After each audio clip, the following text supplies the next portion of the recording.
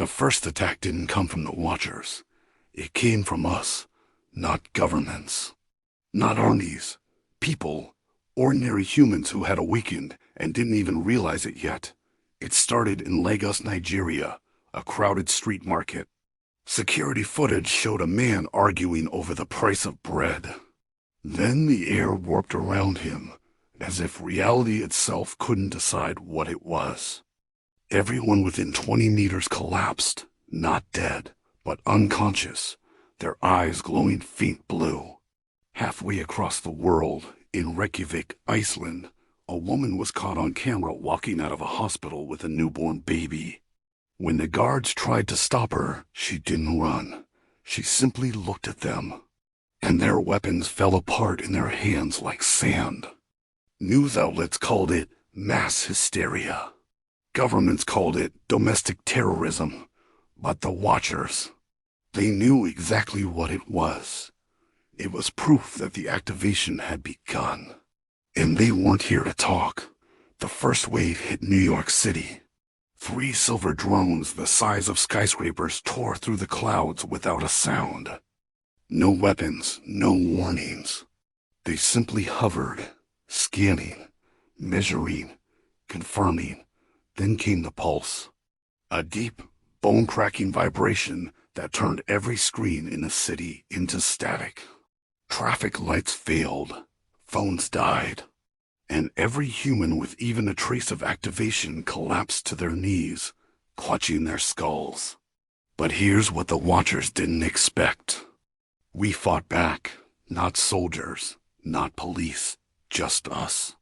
A boy no older than 16 walked out into Times Square and raised his hands.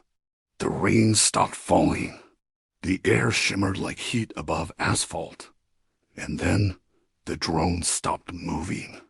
Security footage shows them frozen mid-air, then twisting in on themselves like someone had grabbed reality and wrung it like a towel. In seconds, they were gone. And the boy, he looked straight into the nearest camera and said, "They can't control what they don't understand." The Watchers retreated, but not far. They left their scouts on every continent, not machines, but things wearing human faces. You couldn't tell who was one of them until it was too late. That's when the resistance began. Not the underground rebels you see in movies. This was different. Our leaders weren't generals. They were awakened humans. People who could bend physics, tear through time, and make the impossible feel like instinct.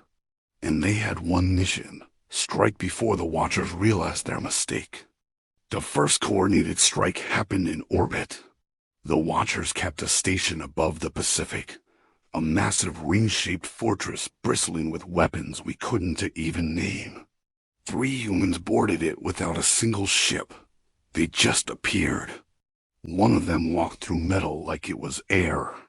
Another pulled energy straight out of the station's core, turning it dark. The third one, the one they called the Voice, spoke a single word, and the station fell. It didn't explode. It didn't burn. It simply broke apart in silence, raining pieces of alien metal into the ocean. The Watchers had underestimated us again. But here's the truth they still don't know. We aren't just fighting them. We're learning from them. Every encounter, every skirmish, every strike. The more we use what's inside us, the faster it grows. The first awakenings could only bend a few seconds of time, or shatter glass, or scramble a machine. Now, some can stop their own hearts to pass as dead. Others can pull oxygen from the air and turn it into fire. And a few can walk into someone's mind and rewrite a memory like it never happened. We are becoming the very thing they feared. Not because we were designed to be weapons, but because we were designed to adapt. This is where the path splits. We can use what we've become to defend Earth, or we can take the fight to them. Some of us say we have no choice. If we wait, the Watchers will regroup, rearm, and wipe us out. Others say we've already won the first battles. that we should lay low and prepare for the war that's coming. But there's a third group, the dangerous ones. They say Earth is just the start, that the Watchers aren't the only oppressors in the galaxy, that if we are truly the human weapon, we should be the ones setting the rules. I don't know which side I'm on. All I know is that the next move is ours.